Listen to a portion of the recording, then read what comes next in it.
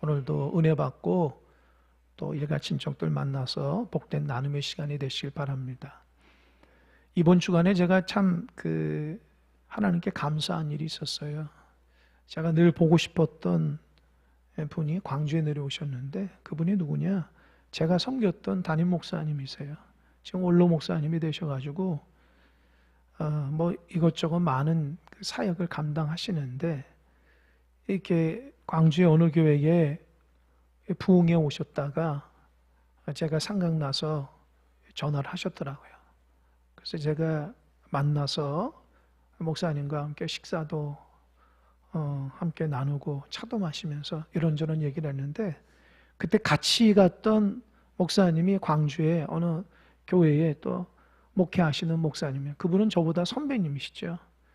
그래서 이렇게 식사하면서 이런저런 얘기를 하는데, 이 지나간 시간 속에서 목사님 생각에 저에 대한 생각들, 또 함께 했던 목사님에 대한 생각들을 이렇게 얘기하는데, 제가 다 여러분에게 저에 대한 이런저런 얘기는 할 수는 없지만, 어떤 느낌을 받았냐면은 같이 목사님 밑에서 섬겼던 목회자들이 다 다르구나.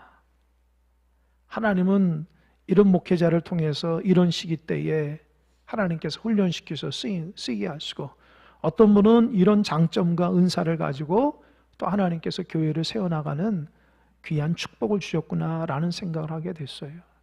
그래서 돌아오면서도 그 목사님을 위한, 건강을 위한 기도도 하고, 저도 제 지나간 시간 속에서 참 하나님이 저를 붙드시고 인도하신 것에 대해서 너무 감사하더라고요. 그래서 참 이번 주간이 제 마음속에 큰 하나님의 만남의 축복을 주셨다 생각이 됩니다. 오늘 본문의 말씀은 야고보서입니다. 여러분, 야고보서의 저자가 누군지 아십니까? 누구죠? 야고보서의 저자가 누군지 몰라요? 그래요. 우리 성도들은 이렇게 너무 이렇게 긴장을 많이 해. 긴장하지 마. 저 좀 보세요. 예배 드리는데 확 힘주고 긴장하지 마시고 편안한 마음으로 주의 음성을 듣는다 생각하고, 이 중심 가운데 하나님의 음성을 듣는 마음을 활짝 여시기 바랍니다. 할렐루야. 주님의 음성을 듣는 자세가 돼야 돼요. 저를 보세요. 목회자를 딱 보고 어떤 말을 하는지를 잘 새겨 들으세요. 딴 데 보지 마시고. 이 야고보서의 저자가 야고보거든요. 신약에 나오는 야고보라는 사람이 3명 나옵니다. 첫 번째가 누구냐? 세베대의 아들 야고보입니다. 예수님의 제자죠. 여러분, 세베대의 아들이 요한과 야고보가 있어요. 그 요한과 야고보는 별명이 뭔지 아시죠? 보아녹이라고 했어요. 우리의 아들. 그 사람들은 예수 믿기 전에 좀 과격하고 열정적인 사람들이었어요. 그러나 예수님 믿고 나니까 사랑의 사람이 됐어요. 여러분, 예수님 믿으면 인격이 변화됩니다. 우리의 삶이 변화됩니다. 안 좋은 나의 모습들이 다 변화되게 돼 있어요. 야고보 사도가, 이 신약의 세베대의 아들 야고보 사도가 성경에 나오는 그 이야기 중에서 특징적인 게 뭐냐? 예수님의 제자 중에서 가장 먼저 순교했어요. 재밌는 게 뭔지 아십니까? 야고보의 형제 요한은 가장 늦게 죽었어요. 제 기록을 보니까 야고보 사도는 AD 44년경에 순교했다는 거예요. 헤롯 아그리파 1세의 정치적인 야욕으로 죽임을 당했어요. 근데 요한은, 같은 형제 요한은 언제 죽은지 아세요? AD 100년에 죽었어요. 50년이 넘는다고요. 같은 형제일지라도 한 사람은 하나님 앞에 불꽃같이 쓰임받다가 하나님 앞에 데려가고, 한 사람은 많은 고난 가운데서도 많은 사람에게 하나님의 귀한 복음을 편만하게 전하다가 하나님께 부름받은 거예요. 근데 여러분, 이 마태복음에 보면은 세베대의 아들의 어머니가 예수님께 나서 청탁을 하잖아. 그죠? 주의 나라가 임할 때에 우리 아들을 한편의 우편, 한편의 좌편에 앉게 해달라고. 그러니까 주님이 너무 답답해서 내가 마시는 잔을 마실 수 있느냐? 그러니까 마실 수 있습니다 그러죠. 그 마실 수 있습니다라는 그때 대답했기 때문에 신학자들은 그들이 순교했다 그래요. 그들은 그 잔이 축복의 잔이라고 생각했지만 예수님은 고난의 잔이었거든요. 순교의 잔이었어요.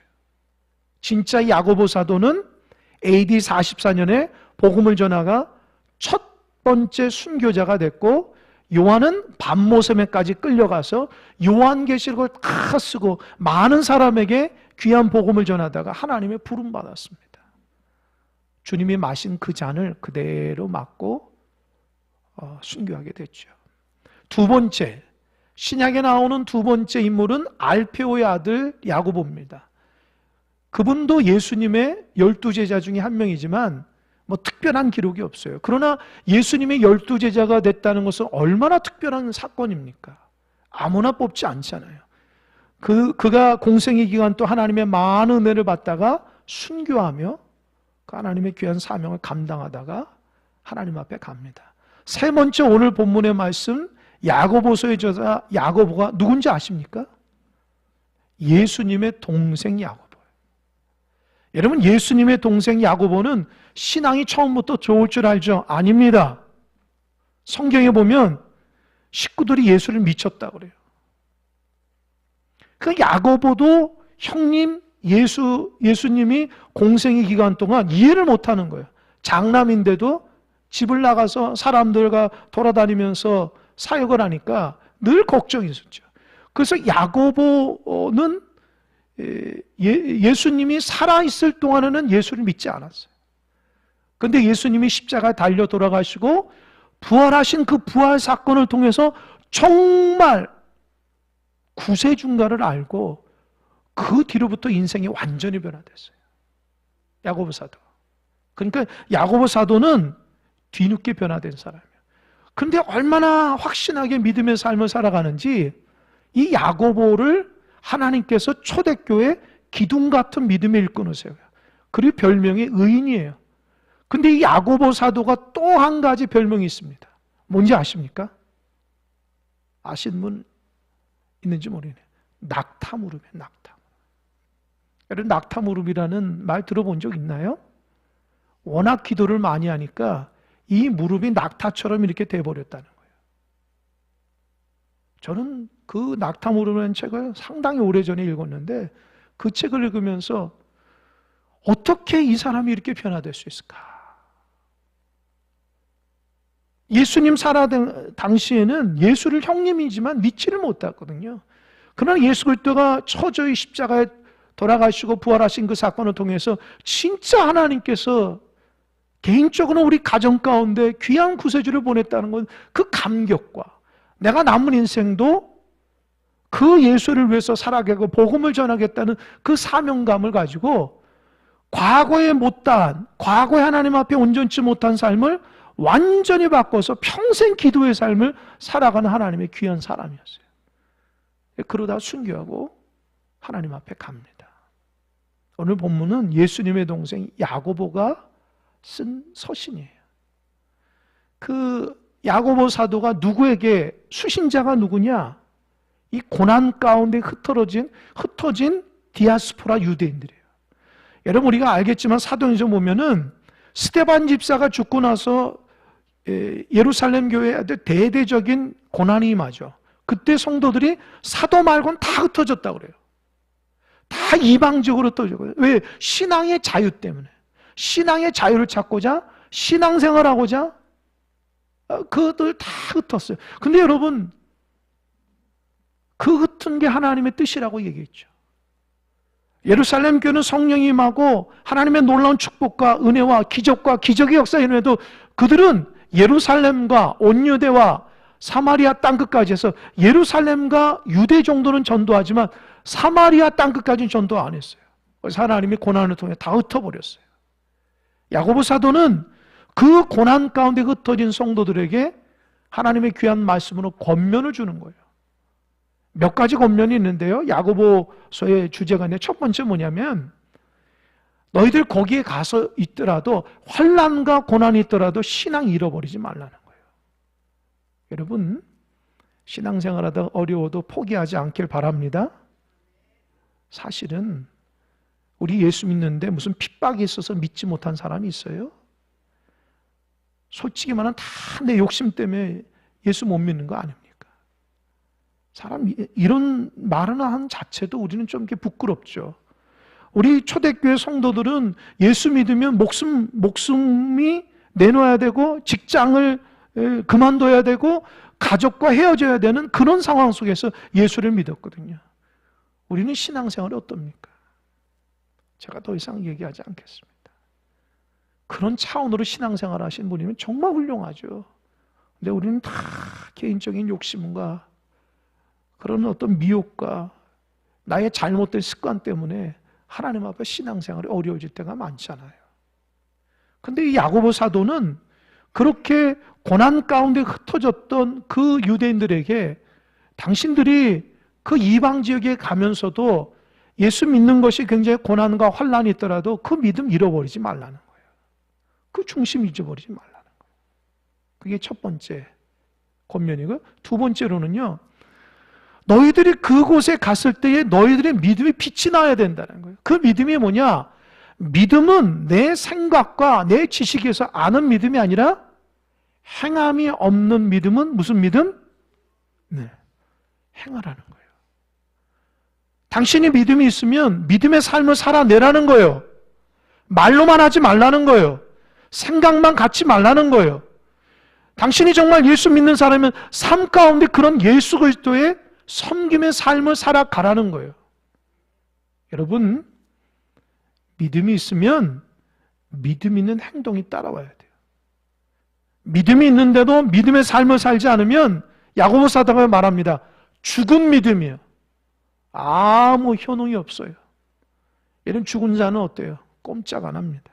아무리 불러도 그냥 몸이 굳어가지고 아무것도 못해요. 영향력도 없어요. 여러분의 믿음이 죽은 믿음이 되지 않길 바랍니다. 은혜 받고 내 옆에 있는 한 사람에게도 선한 영향력을 줄 수 있는 믿음이에요. 근데 점점 우리는 믿음이 이렇게 점점 굳어가는 때가 너무 많아요. 여러분 그러지 않길 바랍니다. 믿음이 굳어가면 안 돼요. 점점 더 입술로는 하나님을 가깝지만 마음으로 멀면 안 돼요. 우리 신앙이 바른 믿음으로 가야죠. 그러면서 야고보 사도가 야고보서를 통해서 굉장히 너희들 살아있는 믿음이 되라, 죽은 믿음 되지 말라 이렇게 얘기합니다. 세 번째로는요, 그들 유대인들, 크리스찬 유대인들에게 굉장히 중요한 얘기 세 가지를 해요. 그들 삶 가운데 잊어버리지 말라. 첫 번째는 뭔지 알아요? 재물에 대한 문제를 해요. 살아가면서 재물이 있어야죠. 근데 뭐라냐면 소망이 없는 재물에, 정함이 없는 재물에 소망을 두지 말라는 거예요. 하나님이 주신 그 재물을 감사할 줄 알고 그것을 하나님의 영광과 어떻게 해요? 이웃들을 위해서 잘 베풀며 살아가라. 그게 하나님께서 주시는 재물관이에요. 두 번째로는 말하는 것에 대한 조심하라는 거예요. 너희들이 크리스찬이라면 말에 조심해. 혀에 이 권세, 이 혀라는 것은 불의 색이라는 거예요. 다 죽이기도 하고 살리기도 한다는 거예요. 그래서 말에 실수가 없으면 온전한 자라 얘기하는 거예요. 그래서 얘기합니다. 너는 한 입술로 하나님을 찬양하고 한 입술로 형제를 저주하느냐? 지적하고 있어요. 믿는 자의 혀가 복된 혀가 되어서 생명을 살리는 자가 되라고 그렇게 얘기합니다. 할렐루야! 믿는 사람은 말이 달라야 돼요. 이 말이 다르지 않으면 안 돼요. 세상 사람과 똑같은 언어로 사용하면 안 됩니다. 세 번째로는 야고보 사도가 이 흩어져 있는 그 디아스포라 크리스찬들에게 기도에 대해서 얘기합니다. 기도하라. 거기 있더라도 기도하며 살라는 거예요. 기도의 삶을 게으르지 말라는 거예요. 여러분, 저도 목회해보고 내 개인적으로도 신앙생활 하지만 신앙의 위기가 올 때가 언제냐? 기도가 끊어질 때예요. 여러분 알잖아요. 우리는 편하고 싶은 게 너무 많아요. 그러니까 편하게 신앙생활하고 싶어가지고 기도하는 삶을 이렇게 딱 닫아버린다. 그런데 놀라운 걸 기도가 딱 닫히니까 그때부터 그 사람의 문제가 생겨요. 인생의 문제가. 육신의 질병이 찾아오고 관계에 어려움이 오고요. 내가 하는 일마다 자꾸 문제가 터진다. 왜요? 왜 그럴까요? 기도하라는 사인입니다. 여러분, 기도는 하나님의 호흡입니다. 믿으십니까? 진짜 그렇게 기도하셔야 돼요. 여러분, 평생 하나님 갈 때까지 기도하는 삶을 사시기 바랍니다. 여러분, 기도할 때에 우리 장모님이나 집사님들, 권사님들 앞에 나서 대표 기도 하잖아요. 대표 기도하려고 기도하는 게 아니에요. 우리의 삶이 평생 하나님 앞에 기도자로 살아가는 거예요. 할렐루야? 우리가 그런 삶을 살아가야 돼요. 기도하지 않다가 이제 수요일이나 주일날 기도인데 어떡하나 하다가 막 고민해서 기도하죠. 그것도 귀한 거지만 평상시 기도의 삶을 살아가야 돼요. 하나님 앞에 기도가 끊어지면요, 안 된다. 그러니까 야고보 사도는 그가 평생 낙타 무릎으로 기도한 사람 아닙니까? 그러니까 성도들에게 어디 있든지 간에 기도의 삶을 살고 기도의 처소를 만들라는 거예요. 신앙인이 기도가 끊어지면 위기예요. 제가 분명히 말씀드립니다. 그래서 목회자인 제가 기도를 소중하게 여기는 게 뭐냐면, 기도를 안 하니까 삶이 힘들더라는 거예요. 저는 그런 분들 많이 봤어요. 한때 기도 잘하다가 기도가 딱 끊어져서 인생이 그냥 얼마나 힘들어지는 인생을 보는지 몰라요. 근데 반대로 기도하지 않다가 기도의 은혜 받아가지고 기도의 사람으로 그 사람을 통해서 교회를 새롭게 하고 영혼들을 새롭게 하는 일을 많이 보게 됐어요. 여러분들은 평생 큰 사람 교회만 다니고 아니면 몇 군데 다니고, 저는 6군데에서 사역하다 다녀서 목회하는 목사예요. 그러니까 수많은 사람들을 경험하고 수많은 것들을 느끼면서 하나님께서 저를 통해서 깨닫게 하시는 게 뭐냐? 기도해야지 교회가 살고 기도해야지 성도가 사는 거예요. 할렐루야! 그러니까 피곤하고 힘들어도 집중해서 기도하고 열심을 내고 기도하고 기도하는 자리에 있는 여러분 되시길 바랍니다. 그래야 돼요. 그리고 야고보 사도가 그런 바탕 위에 오늘 본문의 말씀을 얘기해요. 이 13절, 4장 13절에서 먼저 들으라 이렇게 얘기하거든요. 강력하게 얘기합니다. 13절 한번 읽어보겠습니다. 다 같이 읽겠습니다. 시작. 들으라. 너희 중에 말하기를 오늘이나 내일이나 우리가 어떤 도시에 가서 거기서 1년을 머물며 장사하여 이익을 보리라 하는 자들아. 보세요. 자막 그대로 들으세요. 들으라. 정신 차리라는 거예요. 내 말 한번 잘 들어봐. 어떤 자들이고요? 어떤 자들에게 얘기하면 이렇게 얘기해요. 오늘이나 내일이나 우리가 어떤 도시를 가는데 거기에서 내가 잘 열심히 그냥 1년 동안 장사해서 내가 이만큼 이익을 좀 남길 거야. 이렇게 얘기하는 자들에게 얘기하는 거예요. 자막됐습니다. 여러분, 우리가 살아가면서 부지런하고 계획적으로 살아가야 되거든요. 그래서 세상 사람들은 열심히 살아가는 사람들을 보면 야, 저 사람 성공하겠다 이렇게 얘기합니다. 근데 왜 13절에서 야고보 사도는 어느 도시에 가서 1년 동안 열심히 장사해서 이익을 갖는 것에 대해서 굉장히 야단치듯이 얘기해요. 여러분, 장사하는 게 나쁜 거예요? 그게 나쁜 거냐고요? 아니죠. 여러분, 직장생활 열심히 하는 게 나쁜 거예요? 아니죠. 열심히 해야죠. 내가 뭘 하든지 간에 내 분야에서 열심을 다해서 최선을 다해서 열매를 맺고 이익을 남기는 게 얼마나 좋은 거예요. 그런데 왜 야고보 사도는 야단치듯이 정신 차리라고 그렇게 얘기를 할까요? 그게 14절 이유 때문입니다. 14절 다 같이 읽겠습니다. 시작. 내일 일을 너희가 알지 못한도다. 너희 생명이 무엇이냐? 너희는 잠깐 보이다가 없어지는 안개. 14절에서 얘기하는 이유가 뭐냐면 너희들 계획 좋다는 거예요. 너희들 흩어져서 신앙생활 하는데 너희들 좋아. 그러나 어느 도시에 가서 그래도 먹고 살아야 되니까 열심을 다하라는 거예요. 하지만 한 가지 틀렸다는 거예요. 그게 뭔지 아세요? 하나님을 염두에 두지 않았다는 거예요. 여러분, 모든 계획 속에서 하나님을 염두에 두지 않으면 아무 소용이 없어요. 내가 어느 도시에 가서 열심으로 일해가지고 어디 가서 1년 동안 이익을 취하게 하면 얼마나 많은 계획들이 있겠어요. 근데 야고보 사도 얘기합니다. 야, 너는 왜 하나님을 염두에 두지 않아? 첫 번째, 너라는 존재는 안개 같은 존재야. 하나님이 너에게 생명을 주고 육체의 강건함을 주고 만남의 복을 줘야지 그렇게 될 수 있는 거야. 할렐루야. 그걸 염두에 둔. 두 번째, 너 내일이라는 게 뭐 있어? 하나님께서 오늘 너 데리고 가면 끝인데 아무리 계획이 거창하면 뭐해? 하나님 오늘 내 데리고 간다면 내일이 없는 사람들인데 그런 쓸데없는 계획을 가지고 앞장쓸 거냐고 야고보 사도가 얘기합니다. 여러분, 이게 굉장히 중요합니다. 아마 여러분들 중에는 열심히 직장 생활하고 열심히 무엇인가 하신 분이 있어요. 좋아요. 대신에 여러분 스스로 반성해 보세요. 그런 모든 계획 속에서 하나님을 염두에 두고 있는가? 하나님 없이도 내가 잘 되고 하나님 없이도 내가 많은 수익을 가질 수 있고 많은 사람을 인정받을 수 있고 열매를 맺을 수 있을까? 생각해 보시라는 거예요. 야고보 사도는 믿음 생활하다가 고난 가운데 흩어졌던 이방 가운데 있는 성도들 얼마나 불쌍해요. 그들 가운데도 열심히 막 살아가면서 어느 순간 믿음이 사라졌다는 거예요.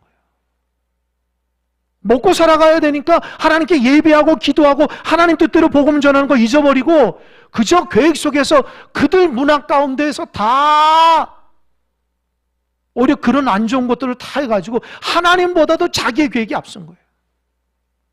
내가 먼저 이걸 해서 수익을 하고 얘가 먼저 이렇게 해서 내가 잘 되고 그런 것들만 생각하고 있다는 거예요. 그러니까 야고보 사도가 야단치는 거예요. 여러분, 사실은 이 말씀이 뭐냐? 그들이 믿음과 신앙을 가지고 이방 땅에 가서 복음을 전하고 하나님의 귀한 예배자로 살아가야 되는 어느 순간 그 이방 땅의 헬레니즘 문화와 로마 문화에 익숙해졌다는 거예요. 여러분, 헬레니즘 문화와 로마 문화의 특징이 뭔지 아세요? 하면 된다는 거예요. 너는 능력이 있기 때문에 너가 하면 되고 남들이 아니라 너는 열심히 노력하면 된다라고 생각하는 문화라는 거예요. 거기는요, 겉으로 볼 때는 대단한 것 같아요. 열정을 가지고 무엇을 업적을 이루는 것처럼 대단하지만 거기서 한 가지 빠진 게 있어요. 하나님이 도와주셔야 돼요. 하나님이 함께 해야 되는데 그걸 빼먹었다는 거예요. 여러분도 마찬가지예요. 우리가 하나님을 빼먹으면 안 돼요. 하나님 빼면 안 된다. 누가복음 12장에 보면요, 주님께서 이런 얘기한다고요. 어리석은 부자에 대한 예고를 해요. 한 부자가 농사 져가지고 이만큼 수익을 이렇게 열매를 맺었어요. 그래서 이 창고에 집어넣으려고 하니까 창고가 작아. 그러니까 속으로 안 되겠다. 이 창고를 좀 크게 져가지고 그냥 그 내가 있는 이 창고를 다 집어넣고 그냥 다 쌓아놓은 다음에 내가 좀 편안하게 살아야겠다. 스스로 이렇게 계획을 한 거예요. 근데 그날 밤에 하나님이 내가 오는 내 생명을 데리고 가겠다 이렇게 얘기해요. 그 계획이 무슨 소용이 있어요? 아무리 창고를 크게 져도 하나님께서 오늘 내가 너 생명 가져간다는 그게 무슨. 근데 예수님이 그 비유를 어떻게 해서 얘기한지 아세요? 어떤 사람이 주님께 와가지고 예수 선생님 제발 우리 형제한테 가가지고 유산 좀 나눠달라고 하셔. 그 형님이 다 가져갑니다. 우리에게도 좀 나눠주도록 주님께서 좀 선생으로 좀 따끔하게 얘기해달라고 하니까 야, 내가 너희들 무슨 재판장으로 세웠냐. 그러면서 이 탐욕을 버리라고 얘기하면서 그 비유를 들은 거예요. 인생이란 게 우리가 계획대로 살아갈 수가 있는 게 아니에요. 나는 뭐 몇 살까지 살겠다 그렇게 다짐한 사람이 있어요? 하나님께서 주어진 그 시간까지만 살아가는 거예요. 가장 어리석은 사람은 100년도 못 살면서 천년 만년의 근심과 계획을 가지고 살아가는 어리석은 사람들이 있어요. 하나님의 은혜 가운데 살아가는 거예요. 그러니까 날마다 하나님을 생각하며 살아가는 거예요. 그래서 뭐라고 했냐? 15절 보세요. 15절 다 같이 읽겠습니다. 시작. 너희가 도리어 말하기를 주의 뜻이면 우리가 살기도 하고 이것이나 저것이나 하리라 할 것이거늘. 뭐라고 그랬어요? 따라서 주의 뜻이면, 예, 주님의 뜻이 먼저 있어야지 이 모든 것을 할 수 있다는 거예요. 너희들은 왜 주님의 뜻을 먼저 세우지 않냐는 거예요. 왜 너희들 노력과 열심과 열정만 앞세우냐는 거예요. 세상 사람은 그렇게 할 수 있지만 너희들은 그렇게 하지 말라는 거예요. 하나님께서 허락해 주셔야 된다는 거예요. 여러분, 하나님의 사람, 이 모세라는 사람이 시편을 썼어요. 그게 몇 편인지 아십니까? 아시는 분 있어요? 제가 자꾸 질문하는 이유가 뭔지 아세요? 질문 안 하면 다 까먹으니까. 질문을 통해서도 그게 뭐지? 다시 한번 생각하는, 잊어버리지 않게끔 제가 질문을. 여러분에게 대답할 줄 알고 질문하는 거 아닙니다. 무슨 말인지 알겠죠? 제가 여러분들 한 가지 환기시키기 위해서 자꾸 질문하는 거예요. 물론 이게 대답하시면 있으면 대단한 거죠. 시편 90편에 모세가 쓴 시편이 있어요. 꼭 기억하세요. 시편 90편. 여러분, 모세가 몇 살까지 살았죠? 120세까지 살았어요. 근데 그 시편 90편에 보면 뭐라 얘기하는지 아세요? 자기 인생을 돌아보면서, 인생이란 게 여러분, 인생이 70이고 강건하면 80이라도 그 인생은 수고와 슬픔뿐이고 날아가는 화살 같다라고 그래요. 인생이 너무 짧고 짧은 인생 속에서도 수고와 슬픔밖에 없다는 거예요.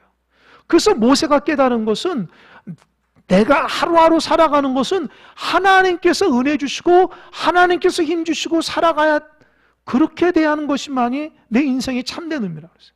그래서 영원하신 하나님을, 불완전한 인간이 늘 하나님을 바라보며 살아갈 때에 하루하루가 의미가 있다고 그래요. 그래서 뭐라고 그랬어요? 하나님, 우리에게 우리날 계수할 수 있는 지혜를 달라고 그래요. 시편 90편 12절에 하루하루 살아갈 수 있는, 날짜를 셀 수 있는 지혜를 달라. 이게 무슨 말이에요?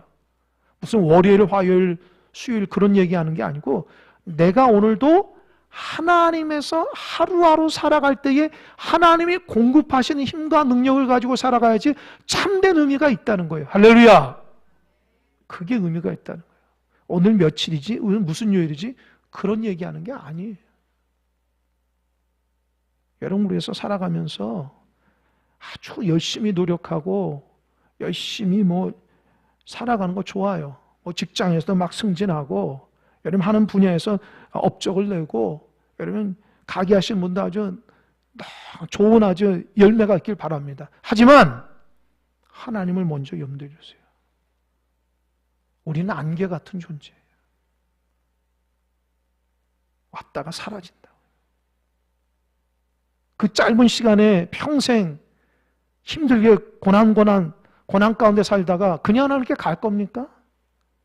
내 하루하루의 삶이 하나님 앞에서 의미가 있고 참된 기쁨이 있으면 그분과 잘 동행하며 살아가야죠. 이해가 되십니까? 제가 신학교 때에 충격받은, 신학교에서 조직신학을 배우면서 조직신학의 여러 가지 이제 신학적인 그 학풍이 있거든요. 이 자유주의 신학을 배우다가 이 자유주의 신학이 무너지고 이 신정통주의라는 신학이 들어설 때 그 배경을 보면서 제가 많이 깨달았어요. 그게 뭐냐? 이런 자유주의에서는요, 이 사람을 볼 때 굉장히 좋게 봐요. 하나님께서 심히 보시기 좋았다고 얘기했기 때문에 그 사람들이 좋게 보고 가능성을 봅니다. 그래서 자유주의 신학자들은요, 죄라는 문제를 어떻게 보는지 아세요? 기가 막혀 보여.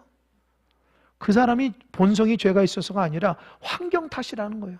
그 사람이 배우지 못하고 그 사람이 환경이 좋지 못해서 죄가 나오는 거지 원래부터 죄가 아니라는 거예요. 그렇게 해서 사람에 대해서 굉장히 긍정적이고 좋게 생각합니다. 가능성을 봐요. 근데 여러분, 이 자유주의 신학자들이 다 무너졌어요. 언제요? 역사적으로 세계 제1차 세계대전, 1914년에서 1918년에 일어났던 제1차 세계대전, 제2차 세계대전, 1939년에서 1945년에 일어났던 제2차 세계대전을 통해서 사람들이 다 자유주의가 무너져요. 왠지 아세요? 왜일까요? 어떻게 사람이 이렇게 잔인할 수 있지? 어떻게 사람들을 저렇게 수만원에서 집어넣어서 가스로 해서 죽일 수 있어? 어떻게 사람들을 저게 무력으로 사람들을 저게 동물보다도 더 쉽게 사람들 죽이지? 그러면서 충격을 받아. 아, 사람이라는 게 악하구나. 사람이 선하지 않구나. 사람이라는 게 가능성을 받는데 가능성이 없는 거예요. 자기 이익 앞에, 자기 이득 앞에 사람을 죽이는 모습을 보고 전쟁의 모습을 보면서 사람이라는 것이 얼마나 큰 악한 존재라는 걸 알게 되는 거예요. 그래서 칼바르트라는 신전통주의 그 신학자는 다시 하나님께 돌아가라는 거예요. 하나님의 말씀으로 돌아가고 하나님의 은혜가 없이는 우리가 죄인을 극복할 수가 없다는 거예요. 여러분이 열심히 사는 거 좋아요. 그런다고 선하게 되는 게 아니에요. 여러분이 업적이 좋다고 그거 가지고 하나님께 가는 게 아니라고. 우리는 연약하고 죄인입니다. 그 죄인을 통해서 하나님의 은혜로 하루하루 살아가는 거예요. 직장 다니시면 오늘도 주님과 함께 동행하면서 직장의 삶을 살아가는 거예요. 직장에서 열심히 해서 업적을 내고 승진하고 다 좋아요. 근데 하나님이 함께 하셔야 돼요. 할렐루야. 장사하시는 분들 하나님이 함께 해야 돼요. 그게 복된 삶이에요. 근데 하나님 잊어버리고 하나님이 없이 그냥 열심히 달려가고 예배도 안 드리고 하나님 앞에 기도하는 것도 잊어버리고 말씀도 다 잊어버리고 살아간다고요? 어리석은 자라는 거예요. 그런 사람들을 교만하다고요. 그게 뭐냐? 16절입니다. 16절 이제도 너희가 허탄한 자랑을 하니 그러한 자랑은 다 악한 거라는 거예요. 허탄한 자랑이 뭐예요? 하나님 없이 자기 계획 앞세우는 거예요. 내가 이것도 할 거고 내가 저것도 할 거고 내가 이렇게 할 거야. 그게 다 쓸데없는 허탄한 자랑이야. 하나님 앞에는 악한 것이라는 거예요. 여러분 열심히 살아가는 거 참 중요하지만 하나님 안에서 그렇게 살아가야 돼요. 목적이 있어야죠. 여러분 세상에서 잘 되는 목적이 뭐예요? 남한테 인정받으려고 하는 거예요? 그 남한테 인정받아서 뭐 하게요? 여러분 큰 집 사고 좋은 차 사고 멋지게 살아가는 그 목적이 뭐예요? 그 영원하지 않잖아요. 하나님께서 나에게 주신 생명을 귀하게 여기며 소중하게 여기며 하나님께서 이 연약한 이 육체와 연약한 인생 가운데 하나님 우리를 돌봐주셔서 하나님과 동행하며 살아가는 인생이 돼야죠. 그걸 다 잊어버리고 신앙마저도 내가 잘 되기 위해서 하나님께 부르짖고 예비한다는 그 하나님 보시기에 허탄한 마음을 가지고 신앙생활하며 산다면 그게 얼마나 잘못된 신앙입니까?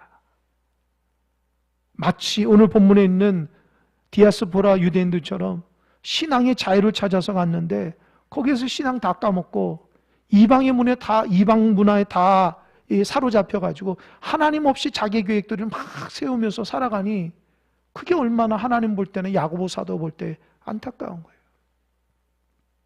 학생들은 열심히 공부하되 하나님의 영광을 위해서 열심히 공부하세요. 직장 다니신 분들은 열심히 직장 생활하되 남보다 열심히 하되 하나님의 영광을 위해서 하시기 바랍니다. 장사하시는 분들은 하나님의 영광을 위해서 하세요. 남보다 더 크다고 생각하는 것보다 하나님의 영광을, 하나님이 그런 사람에게 축복 안 하겠습니까? 그게 지혜로운 거예요. 여러분 그런 바탕 위에 17절이 나오는 거예요. 17절은 그냥 엉뚱하게 해석해서 자기 마음대로 해석하면 안 돼요. 17절 한번 읽어보겠습니다. 시작. 그러므로 사람이 선을 행할 줄 알고도 행하지 아니하면 죄니라. 여러분 보세요. 선을 알고도 해요? 선을 행할 줄이에요. 그죠? 선을 그저 아는 게 아니라 행하는 거예요. 그러니까 선을 행할 줄 알고도 행하지 않으면 죄라는 거예요. 이 죄라는 개념이 우리처럼 무슨 선이라는 게 무슨 거짓말하고 거짓말 않고 거짓되고 남한테 불편하게 하자 그런 걸 얘기하는 거 아니에요. 여기서 선이라는 것은 하나님은 영원하고 너는 아무것도 아니라는 거예요. 그러니까 인생을 살아가면서 선 대신 하나님의 은혜로 살아가면서 내 삶을 자꾸 하나님 앞에서 연락되고 하나님의 은혜 가운데 하루하루 살아가고 말하고 그렇게 행동해야 되는데 그렇지 않으면 죄라는 거예요. 죄라는 개념이 그런 거예요. 제가 질문해요. 여러분 죄 짓고 있습니까? 죄 짓고 있어요? 하나님 염두하지 않고 막 살아갑니까? 아니면 하나님이 영원하시고 나는 부족하지만 하나님의 예수 그리스도의 은혜로 이렇게 구원받은 사람으로 감격하며 하나님을 앞장서면서 살아갑니까? 제발 죄 짓지 않길 바랍니다. 교만하지 않길 바랍니다. 최선을 다해서 인생을 살아가되 하나님을 앞세우세요. 그러면 하나님 붙들어 주시는 거예요. 하나님 없이 열심히 달려가다 나중에 망하지 마세요. 비참한 결과가 올 거라고요. 그러나 부족하고 연약해도 지금 하나님과 동행하며 사세요. 그리고 하나님 주신 은혜 가운데 교제하며 하나님을 앞장 세우세요. 그러면 하나님이 여러분 쓰실 겁니다. 남들이 모르는 탐욕이 가득한 사람 있어요? 남들이 모르는 여러분의 그 계획이 있어요? 그게 무슨 소용이 있어요? 하나님이 주의 뜻이면 이루어갈 텐데 내 뜻이 아니라 주의 뜻이면 이루어갈 텐데 자꾸 내 뜻을 앞세워 살아가는 인생 되지 않길 바랍니다. 그렇게 살아감으로 인해서 하루하루가 인생이 달라져요. 하루가 달라진다고요. 오늘 뭐 할까 막 스트레스 받아가지고 어떻게 할까 그렇게 살지 마세요. 하나님이 오늘도 우리에게 생명을 주시고 은혜 주 나와 함께 동행한다면 기쁘고 감사해야죠. 할렐루야. 왜 인생을 하나님 주신 기쁨과 감사로 살지 않고 원망 불평하며 시기하며 질투하며 남보다 더 얻으려고 막 그렇게 발버둥치며 살아갑니까? 마음의 평강을 가지세요. 이제 명절이라서 가족들과 함께 만날 텐데 여러분이 다른 모습을 보이세요. 언어가 다르고 삶이 달라야 돼요. 우리는 하나님의 영광에 살아가고 주님 뜻 앞세우는 사람이야. 그래서 그들을 사랑하고 하나님은 나를 통해서 우리 일가족들 모두 다 하나님을 알 수 있는 그런 선을 행하는 자가 되게 해달라고 기도하며 그렇게 살아가는 은혜가 있길 바랍니다. 평생 여러분의 삶을 통해서 하나님의 아름다운 선이 다 드러나는 은혜가 있기를 주님의 간절히 축원합니다. 아멘. 기도하겠습니다.